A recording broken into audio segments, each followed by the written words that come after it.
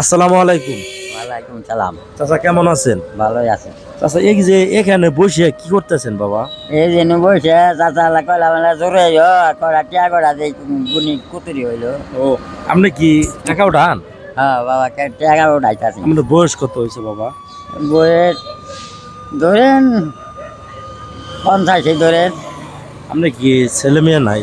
না বাবা ছেলে মেয়ে আল্লাহ দেয় নাই বাবা। আপনার কি পরিবারে কয়জন সদস্য? পরিবারে নেড়া নাতিন আছে বাচ্চার ঘরে ওরে নিয়ে 3 জন। আপনার কি বউ নাই? বউ আছে। হ্যাঁ বউ আছে। ও ওনার বয়স কত? বউয়ের 40। আজকে আপনি কতদিন ধরে যে এই করেন? এই রমজান। রমজান মাস পর্যন্ত। বাসা কোনো বললেন? বাসা মানে কেনার গোল। ও কেনার করলেন না? তো আজকে কয় টাকা উঠছে?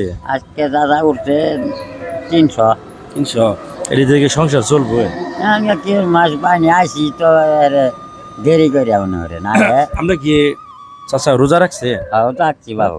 ফজরের নামাজ পড়ছেন? ফজর নামাজ পড়া হয়নি বাবা।